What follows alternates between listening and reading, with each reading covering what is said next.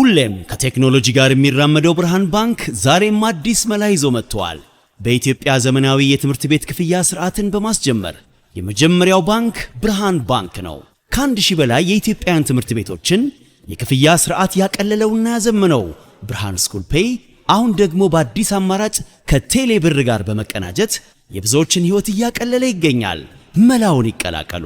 ለልጆ የትምህርት ቤት ክፍያ መክፈል ቢያስፈልጎ የኮሌጅና የዩኒቨርሲቲ ክፍያ ቢኖርቦ ክፍያውን ከብርሃን ስኩል ፔይ ዲጂታል የክፍያ አማራጮች በተጨማሪ በቴሌብር መተግበሪያ መክፈል ይችላሉ።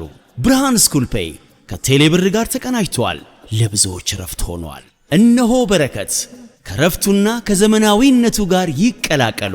ብርሃን ባንክ፣ እንደ ስማችን ብርሃን ነው ስራችን።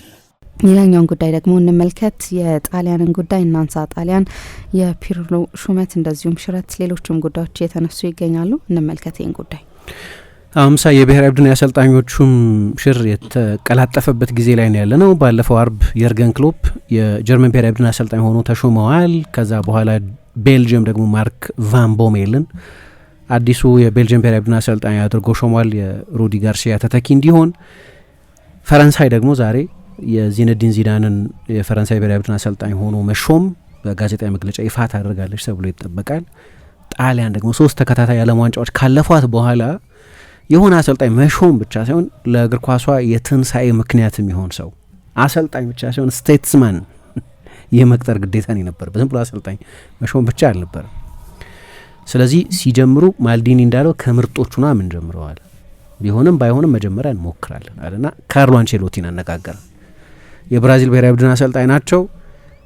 ከአንድሪያ ፔርሎ ጋር ከሱ አማካሪ ሆኖ ከሚሰራው ከሊዮናርዶ ጋር የሁለቱም አሰልጣኝ ነበሩ እና እሳቸውን ነበር ለመቅጠር የፈለገው። ለነገሩ እሳቸው የቼልሲ አሰልጣኝ በነበሩበት ጊዜ ደግሞ የእሳቸው ቴክኒካዊ አማካይ እንዲሆን ወደ ቼልሲ ሊያመጡት ፈልገው ነበር ፓውሎ ማልዲኒ። በጣም ረጅም ጊዜ ትውውቅ ያላቸው ናቸው። አንቼሎቲ በብራዚል ነው መቆየት የሚፈልጉት እና በአክብሮት ጥያቄውን ሳይቀበሉ ቀሩ።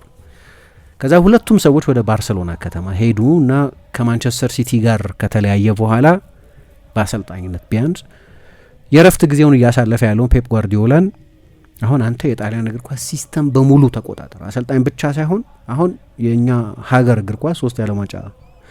አንድ የሚገርም ነገር ልንገርሽ፣ የጣሊያን ብሔራዊ ቡድን በዓለም ዋንጫ የመጨረሻውን የኖካውት ጨዋታ ያሸነፈው 2006 ላይ ነው። አሁን 2026 ላይ ነው ያለነው። ከብራዚል ቀጥሎ ብዙ ዓለም ዋንጫ ከጀርመን እኩል ብዙ ዓለም ዋንጫ ያሸነፈ ሀገር ነው። ፕሮሰስ ለማድረግ ያቅታል፣ ግን እንደዛ አይነት በጣም መጥፎ ሁኔታ ውስጥ ነው ያለው። ስለዚህ የሆነ አሰልጣኝ የሆነ ታክቲካዊ እውቀቱ ግሩም የሆነ አሰልጣኝ እንደ ኮንቴ እንደ ማንቺኒ አይነት አሰልጣኝ ብቻ በመቅጠር የሚቀረፍ አይደለም። እነሱ ደግሞ የተሰጣቸው ፕሮጀክት ቢያንስ እንግዲህ ረጅም ጊዜ ወስዷል። እኚህ ጂዮቫኒ ማላጎ የሚባሉት አዲሱ የጣሊያን እግር ኳስ ፌዴሬሽን ኤፍአይጂሲ የሚባል የጣሊያን እግር ኳስ ፌዴሬሽን ፕሬዚደንት ሆነው የተመረጡት ሰው ረጅም ጊዜ ነው ማልዲኒን ያግባቡት እና ያግባቡት ከ8 እስከ 10 ዓመት የሚቆይ ፕሮጀክት ነው። ለዛ የሚሆን ፕሮጀክት ነው እየነደፍን ያለነው እስከ 2034 ዓለም ዋንጫ ድረስ።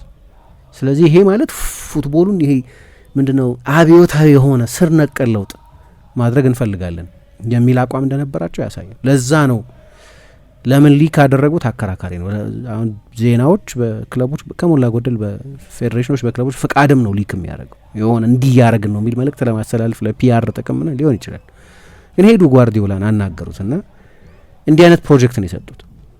ግን ይገባናል አሁን ጊዜ ማሳለፍ ትፈልጋለህ ከቤተሰቦች ጋር። ምክንያቱም ጓርዲዮላ ወገቤን ያመኛል፣ ስለዚህ ወገቤን ማስታመን ፈልጋለሁ። አባቴ 95 ዓመቱ ነው፣ ስለዚህ አብሬው ጊዜ ማሳለፍ ፈልጋለሁ። ለ3 ልጆቼ በቂ ጊዜ አልሰጠሁም፣ ለነሱ ጊዜ መስጠት ፈልጋለሁ። ከዚህ በፊት ያላረኳቸውን ነገሮች ነው ማድረግ የምፈልገው ምናምን ብሎ ተናግሯል። ስለዚህ አዎ ከፍ ያለ ስልጣን ያለህ ከአሰልጣኝ በላይ የምትሆን ሰው ነው የምትሆነው። ግን የምትፈልገውን ጊዜ ግን እንድታገኝ ደግሞ እናግዝሃለን። ብዙ ረዳቶች ይኖሩሃል። ስካውት አንተ ተጫዋች ስካውት ማድረግ አይጠበቅብም። ይሄንን የመሳሰሉትን ነገሮች አሉ። ፔፕ አስበውበታል። ጊዜ ስጡኝ አላቸው። ሰዓታት 2 ቀን ነው ባርሴሎና ከተማ ውስጥ ሄደው አናገሩት የተባለው። እንደመጣ አይደለም ጥያቄያቸውን ውድቅ ያደረገው። ደግሞ ጣሊያንን ይወዳል። ባለፈው ጥቂት ለማንሳት እንደሞከርኩት ጣሊያን ውስጥ ኖሯል፣ ጣሊያን ውስጥ ተጫውቷል። ለጣሊያን ባህል፣ ለጣሊያን ሙዚቃ፣ ለጣሊያን ምግብ ፍቅር አለው፣ አድናቆት፣ ክብር አለው ይባላል። ከዛ ግን ሳይቀበሉ ሁለቱም ቤስት የሚባሉት ሳይቀበሉ ሲቀሩ ወደ አንድሪያ ፔርሎ ሄዱ። አንድሪያ ፔርሎን የቀጠሩበት ወይ ለመቅጠር የወሰኑበት ምክንያት መጨረሻ ላይ ባይሳካም የጣሊያን እግር ኳስ በወግ አጥባቂያዊ እግር ኳስ ተይዟል። በወግ ማጥበቃዊ እግር ኳስ ኮንሰርቫቲቭ በሆነ እግር ኳስ ተይዟል። ስለዚህ ኮንቴን ብናመጣም ያ ለሆኑ ውድድሮች ምናምን ይሆናል። ግን እኛ የጣሊያን ችግር ስር የሰደደ ስለሆነ በአንድ ኮምፒተንት ታክቲሽያን ብቻ የሚፈታ አይደለም፣ ሲስተሙን በማስተካከል የሚፈታ ነው የሚል እምነት አላቸው። ያንን ለማድረግ ደግሞ ደፋር እግር ኳስ የሚጫወት ልክ ስፔን የምትጫወተውን አይነት ፉትቦል የሚጫወት አሰልጣኝ ነው የምንፈልገው አሉ። የፔርሎ ሲቪ በጣም ደካማ ነው፣ ግን የዩኤፋ ቴሲሱ ላይም እንዳየ ነው ለመስራት ሲሞክርም ሲናገርም እንዳየ ነው ሞደርን ታክቲሽያን ነው የሚል እምነት ስለነበራቸው ልክ ለፔፕ የሚሰጡትን አይነት ሲስተሙን በሙሉ የመቆጣጠር ኃላፊነት ባይሆንም ግን ፕሮግረሲቭ እግር ኳስ ይጫወታል የሚል ድምዳሜ ስለነበራቸው ቀጠሩት ወይ ለመቅጠር ወሰኑ፣ ሪኮሜንድ ያደረጉት። ከዛ አሁን በዚህኛው ሳምንት ይጠበቅ የነበረው አሁን ትላንት ወይ ዛሬ ወይ ነገ ጋዜጣዊ መግለጫው ነው። በቃ አንድሪያ ፔርሎ አዲሱ የጣሊያን ብሔራዊ ቡድን አሰልጣኝ ሆኖ በይፋ መነገር ነው እንጂ የቀረው ሁሉም ነገር አልቋል። አሰልጣኝ ፈልገው እንዲያገኙ የተመረጡት ሁለት ሰዎች የአይነት ምንድነው ኦቶሪቲ ኦቶኖሚ የውሳኔ መስጠት ነጻነት ኖሯቸውን ኃላፊነቱን የተረከቡት። ከዛ ይሾማል ተብሎ ሲጠበቅ ነው የጣሊያንን እግር ኳስም ጠቅላላ የአገሪቱን የዘወትር ህይወትም ያናጋ ነገር የተሰማው ፎን ቤት ስካንዳል ብለውታል። የፎን ቤት ጌት ስካንዳል ብለውታል። ምክንያቱም ፎን ቤት ጌት ሩሲያ ውስጥ ያለ የቤቲንግ ካምፓኒ ነው እና ካለፈው ጥቅምት ጀምሮ የፎን ቤት ዓለም አቀፍ አምባሳደር ሆኖ እየሰራ ነው። የዚህ በሩሲያ ካሉ ትልልቅ የአወራራጅ የአቋመሪ ካምፓኒዎች መካከል ከግዙፎቹ ተርታ የሚደመር ነው። ባለቤቱ ደግሞ ኦሊጋርክ ናቸው። ሰርጄ ሎማኪን ይባላል። ሰርጄ ሎማኪን ደግሞ ለቭላዲሚር ፑቲን ለሀገሪቱ ፕሬዝደንት በጣም ቅርብ የሆኑ ሰው ናቸው። እንደሚታወቀው ደግሞ ሩሲያ ዩክሬንን ወራለች። ለምሳሌ አንድሪያ ፔርሎ ወደ ሩሲያ ሞስኮ ባለፈው አምባሳደር ሆኖ ከተሾመ በኋላ አንድ ኢቨንት ላይ ለመሳተፍ ሄዶ ነበር። በዚያ ጊዜ ውስጥ በካርኪቭም በኪቭም የድሮን የቦምብ የባሊስቲክ ሚሳይል የምን ድብደባ ይፈጸም ነበር እና ሩሲያ በነሱ ብየና አግሬሰር ነች እና ከዛ ሀገር መሪ ጋር የቅርብ ጓደኝነት ያለው አንድ ሰው ከሚያስተዳድረው የሩሲያ የቤቲንግ ካምፓኒ ጋር እየሰራ ያለው። ከዛ እንዲያውም በቅርብ ጊዜም በግንቦትም ሄዶ ነበር ወደ ሞስኮ በድጋሚ የሩሲያ እግር ኳስ ዩኒየን ባዘጋጀው የእግር ኳስ ቀን ተብሎ በተጠራ ዝግጅት ላይ ማርኮ ማቴራዚን ይዞ ጭምር ነው ሄደው። ያኔም እንደዚሁ ቦምቦችና ድሮኖች በኪየቭ ላይ ይጣሉ ነበር።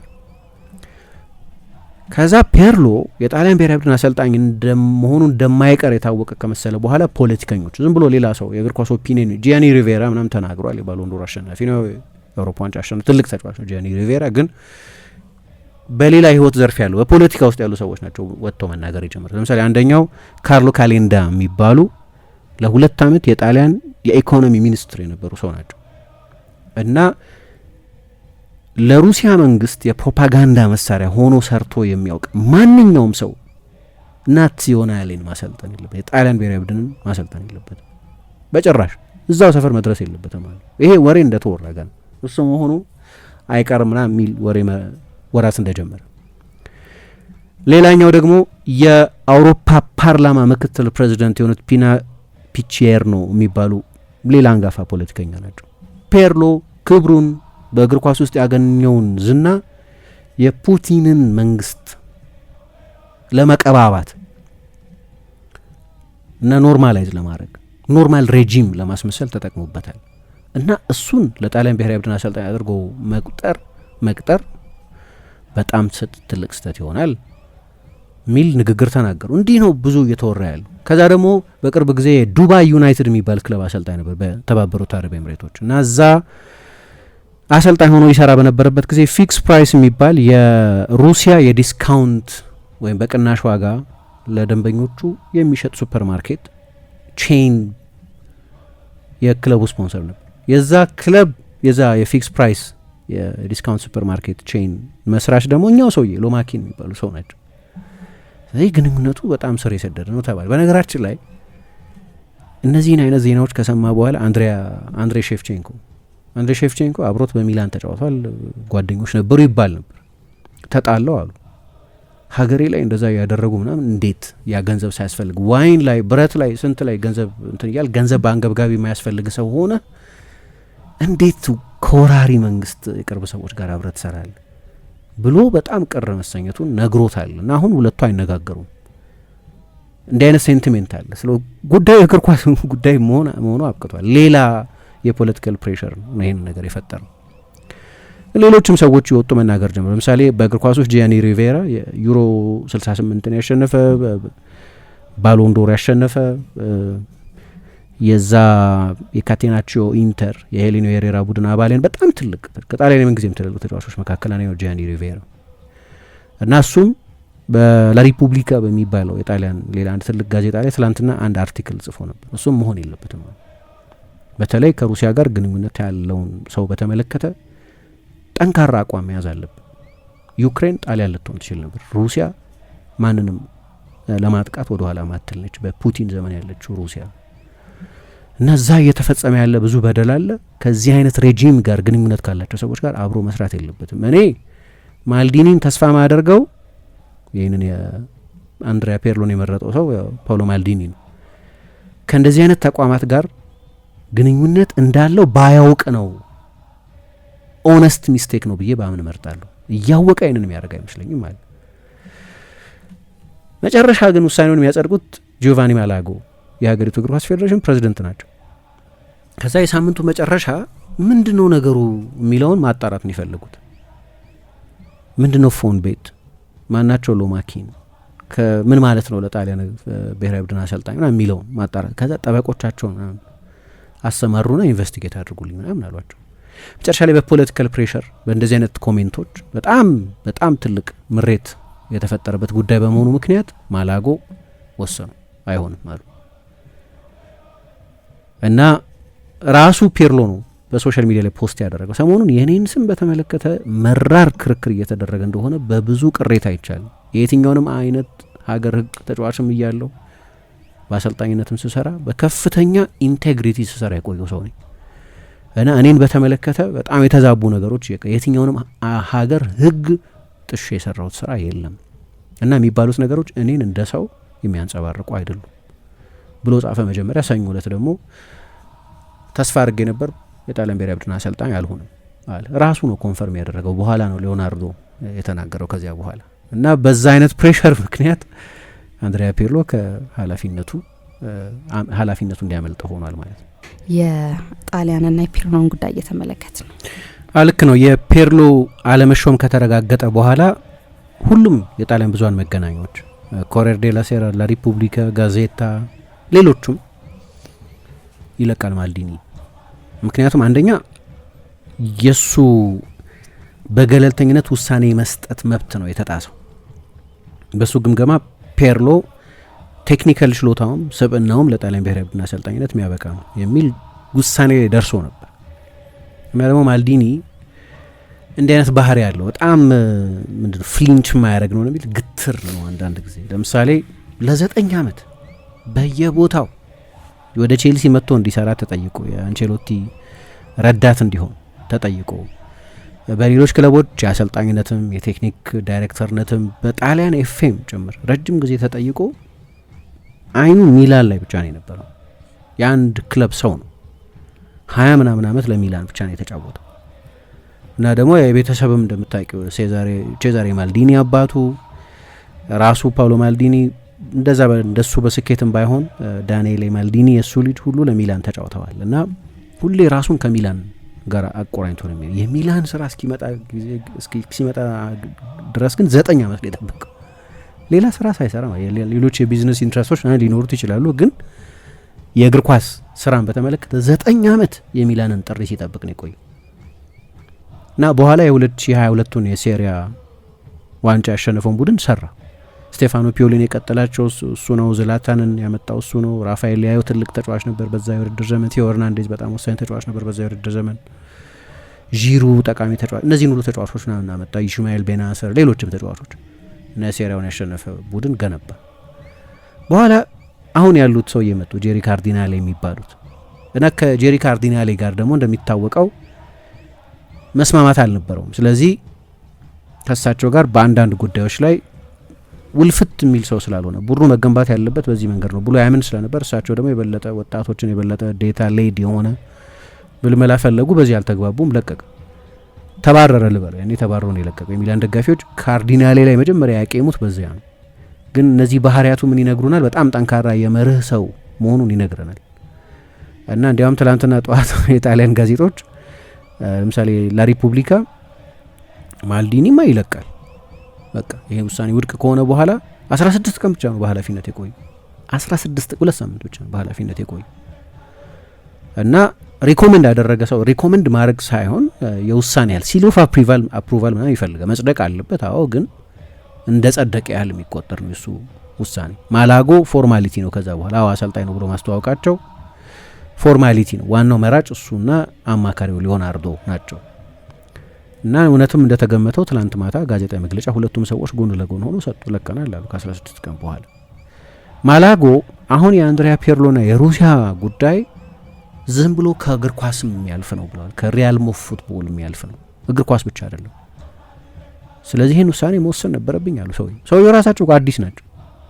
በቅርብ ጊዜ ነው ኃላፊነቱን የተረከቡት። ግን ማልዲኒ ለማግባባት ለወራት ነው ሲሞክሩ የነበሩ የተባለው፣ ለሳምንታት ቢያንስ ለበርካታ ሳምንታት ብዙ ሲያመነታ ከቆየ በኋላ እንደዛ ሆነ እና የጣሊያን ፖለቲካ ጣልጋ የገባበት ጉዳይ በመሆኑ የተነሳ ነው የጣሊያን የቀውስ ጊዜ የበለጠ የተራዘመው። ክላሲክ ጣሊያን እንደዛ ነው የሆነው። መጀመሪያ ፓውሎ ማልዲኒ ስለ አሰልጣኝነት ፍለጋ ሲናገር አሁን ዜና ልንሰጣችሁ አንችልም፣ ይህን አሰልጣኝ የምንቀጥረው ልንላችሁ አንችልም፣ ምክንያቱም አልጨረስንም። ግን መደበቅ ማንፈልገው አንድ ነገር የጣሊያን ብዙሃን መገናኛዎች ዘግበውት ነበር። ጓርዲዮላን አነጋግረውታል የሚለው እሱ ነው። አንቸሎቲንም እኮ መጀመሪያ አነጋግረናል ያሉ። ምክንያቱም እኛ የትልቅ የእግር ኳስ ሀገር አሰልጣኝ ለመቅጠር ነው ጥረት እያደረግን ያለ ነው። ስለዚህ ከምርጡ ነው የምንጀምረው፣ the best in the world ነው የምንጀምረው። ከዛ ያው ጀነራል አቬይላቢሊቲ ነው፣ እነዚህ ሰዎች ይህን ኃላፊነት ለመረከብ ፈቃደኞች ናቸው ወይ የሚለው ጉዳይ ይጣራል አለ። አይ ቲንክ አንድ ስህተት የተሰራ ይመስለኛል እዚህ። አንቸሎቲ የብራዚል ኮንትራት እንዳላቸው የዓለም ዋንጫው ከመጀመሩ በፊት እስከ 2030 ድረስ ውላቸውን እንዳራዘሙ ይታወቃል። እኔ ሊባረሩ ይችላሉ የሚል ጥርጣሬ ነበረኝ። ብራዚል በጣም ኢሞሽናል ሀገር ስለሆነ ከእንደዚህ አይነት የዓለም ዋንጫ በኋላ አሰልጣኞች ሲሰናበቱ አይተን ስለምናውቅ ላይቆዩ ይችላሉ የሚል ግምት ነበረኝ። ፕሬሱ ድራማታይዝ ያደርጋል ከእንደዚህ አይነት ሁኔታ በኋላ። አይ በቅርብ ጊዜ ወደ ኃላፊነት የመጣው እኮ በምን ጊዜ አብስሎ ያድርሰውና የሚል በምክንያት የሚያምን ሰው ብዙ ላይኖር ይችላል። ለብራዚል አይነት በጣም ድራማ የመላሽ ስለሚኖር ግን አይ ቲንክ ኤጀናሎ ሮድሪጌስ የሚባሉት የብራዚል እግር ኳስ ፌዴሬሽን ፕሬዚደንት እሳቸውን የማቆየትን ጉዳይ በተመለከተ ጥብቅ ናቸው። ስለዚህ አንቸሎቲ ቆይተዋል እና ረጅም ውል እንዳላቸውም ይታወቃል። አሁን ጥያቄው ለምንድን ነው ግን የዓለም ዋንጫ ሳይጀመር በፊት ለአንቸሎቲ ኮንትራት የምትሰጪው? ዋይ ምንም ያስገድድ ነገር የለውም። አንቸሎቲ ለቱህልም እንደዛ አድርጓል እንግሊዝ እና አንዳንድ ጊዜ ለመረዳት ያስቸግራል። ግን እንደዛ ነው። ማባረርን የበለጠ ከባድ ያደርገዋል። ምክንያቱም ለአንቸሎቲ የምትከፊው ካሳ ከፍተኛ ይሆናል። ለፌዴሬሽኖች ደግሞ አስቸጋሪ፣ እንደ ክለቦች አይደለም። ለፌዴሬሽኖች አሰልጣኝ ማባረር ውድ ነው በጣም በተለይ እንደ አንቸሎቲ አይነት በጣም ትልቅ ደሞዝ የሚከፈለው አሰልጣኝ ሲሆን ያልተባረሩት በሱ ምክንያት ነው እያልኩ አይደለም። ግን አንቸሎቲ ማግኘት አስቸጋሪ ነው። በቃ ከብራዚል ኤፍ ኤ ጋር ኮንትራት አላቸው። ጓርዲዮላ ደግሞ ከሲቲ ጋር ሁሉ ነገር የተደላደለ ከሆነበት በጣም ከፍተኛ ደሞዝ ከሚከፈል ሁሉም ነገር የሚቀርብለት አሰልጣኝ ሆኖ ይሰራበት የነበረበት ፕሮጀክት ነው። እንዲያርፍ የሚያስገድደው ምክንያት ስለነበር ነው አይደለም ከሲቲ የለቀቀው። በጣም ስሊም እድል ነው ነበር ጓርዲዮላን ማግኘት። መሞከራቸው አይደለም ችግሩ፣ ለፕሬስ ሊክ ያደረጉት ግን እነሱ ናቸው። አሁን ይሄ ደግሞ ማይሆን ኤክስፔክቴሽን እንድትፈጥረ ያደርጋል። አንቸሎቲን ሞከርሽ፣ ጓርዲዮላን ሞከርሽ፣ ፔርሎን ከዛ ትልቅ ተጫዋች ነበር አንድሪያ ፔርሎ። ግን በአንቸሎቲና በጓርዲዮላ ሲቪ ማወዳደርም ጥሩ አይደለም፣ እሱ ለማንም ፌር አይደለም። ራሱ ደግሞ ሊዮናርዶ እሱ አማካሪ ሊዮናርዶ ብራዚላዊ ነው እንደሚታወቀው፣ ግን ረጅም ጊዜ ጣሊያን ውስጥ የኖረ የሚላን ተጫዋች የነበረ የሚላን አሰልጣኝ ነበረ፣ የኢንተርም አሰልጣኝ ሆኖ የተወሰነ ጊዜ የኤሲ ሚላን የስፖርት ዳይሬክተር የነበረ፣ ፔጄ 2 ጊዜ ተመላልሶ የስፖርት ዳይሬክተር ሆኖ የሰራ ከፍተኛ የእግር ኳስ እውቀትና ልምድ አለው የሚባል ነው ሌዮ። እና እሱ ምን አለ፣ የጣሊያን እግር ኳስ በቴክኒካዊ ደረጃ ከተቀረው የአውሮፓ እግር ኳስ ወደ ኋላ የቀረ ነው። የቴክኒካል ሜቶዶሎጂ ጉዳይ ነው የጣሊያን እግር ኳስ። ስለዚህ ከስሩ መፍትሄ ያስፈልጋል እና ልክ እንደኛ የሚያምን አሰልጣኝ ያስፈልገናል። እንደኛ አይነት አስተሳሰብ ያለው አሰልጣኝ ያስፈልገናል። የተለያዩ አይነት አሰልጣኞች አሉ፣ የተለያዩ አይነት አሸናፊ አሰልጣኞች አሉ። ነገር ግን ኢን ሃርመኒ ከኛ ጋር የሚሰራ ሰው የጣሊያን እግር ኳስ ቴክኒካዊ ደረጃው ከትልልቆቹ የእግር ኳስ ሀገራት ወደ ኋላ የቀረ ነው ብሎ የሚያምን የረጅም ጊዜ ንድፍ ያለው አሰልጣኝ ግን ያስፈልገናል። አሁን ኮንቴ ክላሲክ ሾርት ተርም አሰልጣኝ ነው። እንደዛ አይደለም የፈለጉት እነሱ እና ምን ያደርጉሻል? አሁን አንቼሎቲ በተለይ ደግሞ ጓርዲዮላ ከመጣ የኢንታየር የጣሊያን የጠቅላላ የፉትቦል ሲስተሙን የመቀየር ፍላጎት ነው የነበራቸው።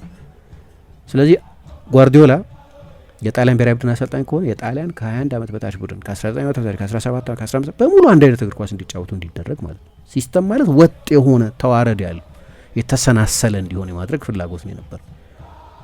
የአንቼሎቲ ቡድን እንደዛ ክላሲክ የሆነ የሚታወቅ አይደንቲቲ የለውም። ግን በተለይ ፔፕ ቢመጣ እሱ ነው ቃል ገቡለት፣ አንተ ነህ በቃ ቁልፉን የምትይዘው። ጠቅላላ የሀገሪቱን የእድሜ እርከን ቡድኖች ሁሉ ብለውት ነበር።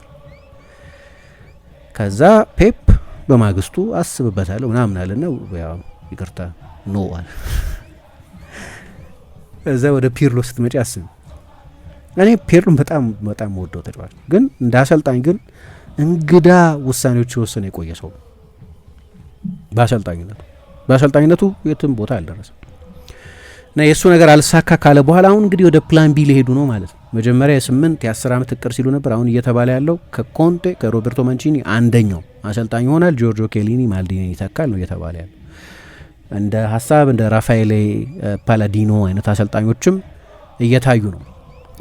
ፔርሎ የ2006 ጀግኖች ከሚባሉት መካከል አንደኛው የዛሬ 20 ዓመት የዓለም ዋንጫ ባሸነፈችበት ጊዜ በተጫዋችነት ምን ጥያቄ ያለው በጣም ትልቅ በእኛ ዘመን ካየናቸው አስደናቂ ተጫዋቾች መካከል አንደኛው ነው። ግን የአሰልጣኝነት ታሪኩን ስታይ መሳ እንግዳ ነገሮች ታገኝበታለች። አንደኛው የዩቬ አሰልጣኝ የሆነበት የኮቺንግ ቴሲሱን ጨረሰ፣ ላይሰንሱን ያዘ ምናምን እና የዩቬ ከ23 ዓመት በታች ቡድን አሰልጣኝ ሆኖ ተሾመ። ከዛ ከ9 ነው ከ11 ቀን በኋላ አንድ ጨዋታ ላይ ሲያሰለጥናቸው እኔ አንድ ትሬኒንግ ሴሽን ማሰራቱን እኔ እንጂ ከዛ ሳሪ ተሰናበቱ። ማውሪሲዮ ሳሪ ከዩቬ ከ23 ዓመት በታች ቡድን አሰልጣኝ ሆኖ ከ2 ሳምንት በታች ከቆየ በኋላ የዋናው ቡድን አሰልጣኝ ሆኖ የዩቬ በጣም ፈጠነ። በቃ ሪካርዱ መጥፎ አይደለም፣ ለዩቬ ታሪክ የሚያረካ አይደለም። ግን የጣሊያን ዋንጫ አሸንፏል፣ የጣሊያን ሱፐር ካፕ አሸንፏል፣ 4ኛ ሆኖ ጨርሷል። ቻምፒየንስ ሊግ ተሳትፎን አሳክ መጥፎ አይደለም። በተለይ ደግሞ ከዛ በኋላ ዩቬ የገባበትን ሁኔታ ስናይ መጥፎ አልነበረም። ግን ያ ዩቬ ሮናልዶ የነበረበት ዩቬንቱስ ነው፣ አንደር አቺቭ ያደረገ ነው፣ ትልልቅ ተጫዋቾች የነበሩበት ስብስብ እና አሰናበቱት። ከዛ ምን ዴስፕሬት ያስኮናል። ወዴት ሄደ መሰል? ወደ ቱርክ መሄዱ አይደለም ችግሩ። ከቱርክ ትልልቆቹን ክለቦች አንዱን ለማሰልጠን ቢሆን ችግር አልነበረም። የሄደው ፌነርባቼን፣ ጋላታሳራይን፣ ቤሲክታሽን፣ ትራብዞንስፖርን ምናምን ለማሰልጠን ፋቲክ ጋራ ጉምሩክ የሚባል ክለብ ለማሰልጠን ነው ሄደው። እንግዳ ውሳኔ ነው ይሄው። ሄደ እዛ በቃ ሳልቬሽን ፈለገ ምናምን አልሆነም፣ ወዲያው ተባረረ። ከዛ ወደ ሳምፕዶሪያ ሄደ፣ ወደ ሴሪ ቢ። እዛም አልተሳካ። በተለይ ሁለተኛው ሲዝኑን ተጀመረ። 3 ጨዋታ ካሰለጠነ በኋላ ከኃላፊነት እንዲነሳ ሆነ። በእርግጥ ከዛ በኋላ ሳምፕዶሪያ በሌሎች አሰልጣኞችም ስር አልተሻሻለም። ከዛ 1 ዓመት ሳባቲካል ወሰደና ቀጥሎ ወዴት ብሄድ ጥሩ ወደ የተባበሩት አረብ ኤምሬቶች 2ኛ ዲቪዚዮን ነው ሄደው። ዱባይ ዩናይትድ ወደ ዋናው ሊግ ለፕሮሞሽን የሚጭ አሁን ለዛ ነው እንግዳ ውሳኔዎች ይወሰን የነበሩ። እነዛ ውሳኔዎች እንግዳ የአሰልጣኝነት ኬሪየሩን የጎዱበት የአጭር ጊዜ ስራዎች ናቸው በሙሉ፣ ግን እንግዳ ውሳኔዎች ናቸው። መጀመሪያውን እሱ መመረጡ ቅሬታ ፈጥሮ ነበር። አይደለም ከሩሲያ ጋር ምናምን ሌላ የፖለቲካ ኃይሎች ጣልቃ እንዲገቡበት ካደረገ ምክንያት ውጪም እንዲሁ የፔርሎ መመረጥም ግራ የሚገባ ነበር መጀመሪያው እና ከወሬው ገና የጓርዲዮላ ስም ሳይወራ የአንቼሎቲም ስም ሳይጠቀስ ፔርሎ ሊሾም ይችላል ተብሎ ገና ከ2-3 ዓመት በፊት ሲጻፍ ኮሬር ዴላ ሴራ ላይ አንድ ጸሐፊ ነው ኤዲቶሪያሉ የክለቡ ርዕሰ አንቀጽ ነው ኤዲቶሪያሉ ምን አሉ መሰለኝ፣ ቀልድ ነው ይሄ ነው ማን ነው ጓደኛው እንደዛ ብሎ ነው የጠየቀው። ፌዴሬሽን ውስጥ ያለ የፔርሎ ጓደኛ ማን ነው እንጂ በሜሪት ኃላፊነቱን አያገኝም ነው። ከዛ ችግሩ በቃ ኤክስፔክቴሽን ከፍ አደረግሽ ጓርዲዮላ ምናምን አልሽና ከዛ ፔርሎ ሁሌም ዲስአፖይንትመንት ነው የሚሆን፣ እንዲሁም ዲስአፖይንትመንት ነው የሚሆን ወይ ቀዝቃዛ ምላሽ የሚያስተናግድ አይነት ነው። ግን ጓርዲዮላ ምናምን ካልሽ በኋላ የሚፈጠረው ችግር እሱ ነው። ከዛ መጨረሻ ላይ እንግዲህ እሱን መረጡት። አሁን ጓደኝነት የሚለው የሚነሳው እዚህ ጋር አንድ ላይ ተጫውተዋል ማልዲኒና አንድሪያ ፔርሎ በሚላን። እሱ ብቻ ሳይሆን ከጄሪ ካርዲናሌ ጋር ከነበሯቸው ቅሬታዎች መካከል አንደኛው አንድሪያ ፔርሎን የኤሲ ሚላን አሰልጣኝ ማድረግ ፍላጎት ነበር። የስፖርት ዳይሬክተር በነበረበት ጊዜ ያምንበታል በጣም የቆየ እንትን አለው ትረስት አለው እሱ ላይ። ስለዚህ የኮሬርን ዘገባ ዝም ብለሽ ወደ ደስትቢን አትጤው ማለት ነው። ማን ነው ጓደኛ እንጂ በአሰልጣኝነት ታሪኩ ከኮንቴም አሁን ከናፖሊ ከለቀቀ በኋላ ስራ የለውም። የሳውዲን ብሔራዊ ቡድን ለጥቂት ጊዜ ካሰለጠነ በኋላ ሮበርቶ ማንቺኒ ስራ የለውም። ሁለቱም አሰልጣኞች የጣሊያን ብሔራዊ ቡድን አሰልጣኝ ሆነው ስኬት የማምጣት ታሪክ ያላቸው። ኮንቴ ኦኬ ዋንጫ አላመጣም፣ ግን በጣም ጥሩ ቡድን ነበር የሰራው። በተለይ ከዚያ 2014 የዓለም ዋንጫ በኋላ ደህና ቡድን ነበር የሰራው። የዩሮ 2016 ቡድኑ በጣም አሪፍ ቡድን ነበር። ከዛ በኋላ ወደ ቼልሲ የመጣው ማንቺኒ ደግሞ ዋንጫ ወስዷል። ዩሮ 2020 ያሸነፈው እሱ ነው፣ 2021 ላይ የተደረገውን ውድድር ማለት ነው። እና ከነሱ ሁሉ ቀድሞ እንዴት የሚል ጥያቄ ነበር። ግን የሚመስለኝ ጓደኝነት ምናምን ብቻ አይመስለኝ። ማልዲኒ ትልቅ የእግር ኳስ ሰው ነው። የእነሱን አይዲያው ፉትቦል እነሱ መጫወት የሚፈልጉትን የእግር ኳስ አይነት ግን ይጫወታል ብለው አምነውበታል። ያለው ትልቁ አድቫንቴጅ እሱ ነው። ትልቅ ተጫዋች ነው። ኦፍኮርስ ደግሞ ትልቅ ተጫዋች የነበሩ ከዛ በፊት ይሄ ነው የሚባል የክለብ አሰልጣኝነት ታሪክ የሌላቸው ሰዎች ብሔራዊ ቡድን ሲይዙ አይተን እናውቃለን። ለምሳሌ ዱንጋ የብራዚል ብሔራዊ ቡድን አሰልጣኝ ሲሆን፣ ለምሳሌ ፍራንክ ራይካርድ የሆላንድ ብሔራዊ ቡድን አሰልጣኝ ሲሆን፣ ሌሎችም መጥቀስ ይችላል። ይሁን ሚሼል ፕላቲኒ የፈረንሳይ ብሔራዊ ቡድን አሰልጣኝ ነው። ለአጭር ጊዜ ባሰለጠነበት ጊዜ ሊያስኬድ ይችላል በእንደዚህ አይነት ሁኔታ። ምክንያቱም የናሽናል ቲም አሰልጣኝ እንደ ክለብ ፉትቦል አመቱን ሙሉ የምታሰለጥኘው አይደለም። ከሞቲቬሽን ጋር ከምን ጋር ታክቲክ የለውም አይደለም፣ ግን በአመት 6 7 8 ጨዋታ ነው የምታደርገው። አንዳንድ ጊዜ የተጫዋቹ ካሪዝማ ማንነቱ በእግር ኳስ ውስጥ ያለው ውክልና ሪፕሬዘንቴሽኑ ምኑ ሁሉ ሊያደርገው፣ ግን እነሱ ስለ ቴክኒካሊቲ እያወሩ ስለነበር ለፐብሊኩ መሸጥም በጣም አስቸጋሪ ነበር ነገሩ። ግን ዋናው ስራውን ያሳጣው የፎን ቤት ጉዳይ ነው። ከሰርጌይ ሎምኪን ጋር አለው የተባለው ግንኙነት ጉዳይ ነው። እና በኋላ ያው እንግዲህ ሰው ፕሬዚደንቱ እንዳሉት ከፖለቲካ ውጭ ያሉ ከእግር ኳስ ውጭ ያሉ ገዘፍ ያሉ የፖለቲካ ጉዳዮች ናቸው ስራው እንዲያጣ ያደረጉት። አንድ ሰው ነው ግን ኤክስፖዝ ያደረገው። ይገርመኛል። ትዊተር ላይ 200 ተከታይ ብቻ ነው የነበረው ሰውየው። አንድሪያ ፓፓቺዮ ናፖሊታኖ ይባል ኤክስ ላይ ያለ ትዊተር ላይ ያለ እና ሊንኬስታ የሚባል ሚዲያ ላይ ይሰራ ነበር ከዚህ በፊት። ከዛ ለተለያዩ ይሄ የበለጠ የደጋፊ ዌብሳይቶች አሉ አይደለም፣ ፎርሳ ሮማ፣ ቲቪ ሶፕ እና ናፖሊ ውስጥ ለሚታተም ሮሚ ለሚባል ለነዚህ ጋዜጦች ይሰራ ነበር። ሃይ ፕሮፋይል አይደለም። ለኮሬር አልሰራም፣ ለጋዜጣ አልሰራም፣ ለሪፑብሊካ አልሰራም፣ ለእነዚህ አይነት ጋዜጦች አልሰራም። ግን ጠንካራ መረጃ አለው። ይገርምሻል። እና ትሬዶች አሉ አይደል፣ የትዊተር ትሬዶች፣ እነሱን ፖስት ማድረግ ጀመረ። እነሱን ፖስት ሲያደርግ ነው መጀመሪያ ከፎን ቤት ጋር ስላለው ግንኙነት ፖስት ያደረገው። እሱ ከዚህኛው የቤቲንግ ኤጀንሲ ጋር ግንኙነት አለው። እና ሰውየው በጣም ኦርጋኒክ የሆኑ የፑቲን የፕሮፓጋንዳ ሰው ናቸው ባለቤቱ።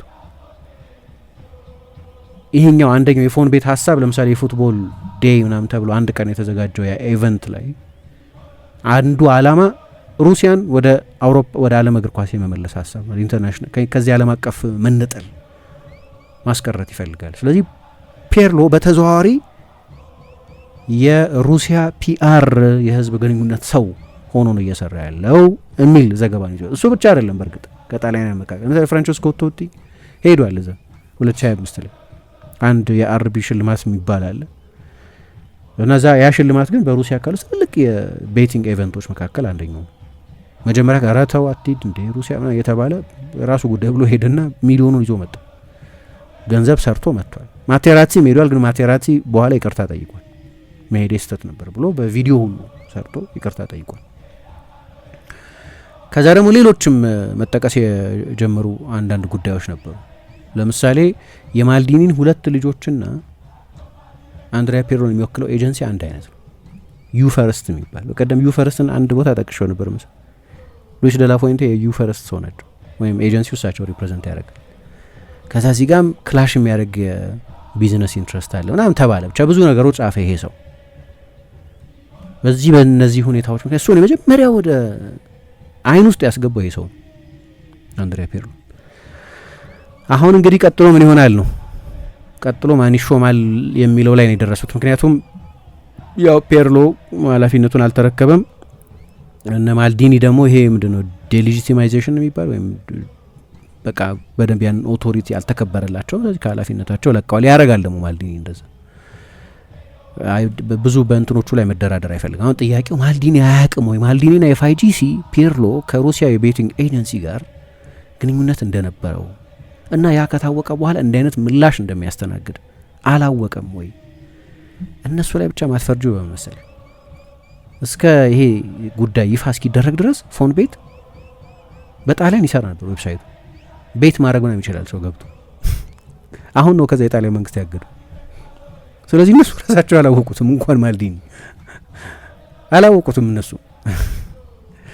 ከዛ ደግሞ ተገቢስ ነው ወይ ማለት አንድ ሰው ከእንደዚህ አይነት ካምፓኒ ጋር መስራቱ ትክክል ነው አይደለም፣ በዛ ምክንያት ስራውን ማጣት አለ፣ የጣሊያን ብሔራዊ ኃላፊነትን ማጣት አለበት ወይ የሚል ብዙ ክርክር ሊያስነሳ ይችላል። ግን የጣሊያን እግር ኳስ በቃ ወደ ስኩዌር ዋን የተመለሰው ይሄ ፕሮጀክት ተጀመረ፣ በቃ ሳይድ ከጅምሩ እንዲቀጭ ሆነ ማለት ነው። እና ስለዚህ ሌላ አይነት መንገድ መከተል አለባቸው። ይሄ ደግሞ መጀመሪያ የታሰበበትን የረጅም ጊዜ አሰልጣኝ የመቅጠርን የጣሊያንን የፉትቦል እግር ኳስ ተዋረድ በሙሉ ከነ ስፔን ጋር ከነ ፈረንሳይ ጋር አሁን ስኬታማ ከሆኑት የእግር ኳስ ሀገራት ጋር የሚራመድ ለማድረግ የረጅም ጊዜ 10 ዓመት የ8 ዓመት ትልም ሲባል የነበረው ነገር በሙሉ ሊያበቃለት ነው ማለት ነው እና ወደ ኋላ እንደገና ይመለሳል። ፒርሎን በተመለከተ ምንም ጥያቄ ነው፣ ከምን ጊዜም ታላላቅ የእግር ኳስ ተጫዋቾች መካከል አንደኛው ነው። ግን የአሰልጣኝነት ህይወቱ ብዙ የሚያጠያይቅ ነገር ነበረው። መጀመሪያውኑ ሹመቱም እንደዛ ነው። ግን ደግሞ ለጆቫኒ ማላጎም ለአዲሱ የስፖርት ዳይሬክተርም እንደዚሁ ትልቅ ጥያቄ የሚጠር የበፊቱ ሰውዬ 3 የዓለም ዋንጫ ያልተሳተፈን የብራዚል የጣሊያን ኤፍ ኤ ነበር የመሩት። እንዴት በተአምር በኃላፊ እንደ ጃኮሞ ቬንቱራ አይነት ሰዎችን ምናምን እየቀጠሩ ማለት ነው። ከዛ እንዴት ሰርቫይቭ እንዳደረጉ አታውቂም። ጣሊያን እኮ ጠቅላይ ሚኒስትር እኮ አይቆዩ። አሁን ቆዩ ሴትዮዋ ነው አሁን ያሉት እንጂ በጣሊያን እንደ ጣሊያን ጠቅላይ ሚኒስትር የሚቀየር ሀገር የለም። የኤፍአይዲሲ ፕሬዚደንት ግን ረጅም ጊዜ በኃላፊነት ቆዩ። ማላጎም ብዙ እድሜ ያላቸው አይመስልም። አሁን በጣም በትልቅ ብለንደር ነው ኃላፊነታቸውን የጀመሩት እና ትልቅ ርዕስ ነው። በጣሊያን ብቻ ሳይሆን በአውሮፓ ብዙ እየተወራበት ያለ ርዕስ ነው እና የመጀመሪያ እቅዳቸውን አይደለም የሚቀጥሩት። ግን ማልዲኒ የለም፣ ሊዮናርዶ የለም፣ ፒርሎም የለም። ሁሌም ከቴክኖሎጂ ጋር የሚራመደው ብርሃን ባንክ ዛሬም አዲስ መላ ይዞ መጥቷል። በኢትዮጵያ ዘመናዊ የትምህርት ቤት ክፍያ ስርዓትን በማስጀመር የመጀመሪያው ባንክ ብርሃን ባንክ ነው።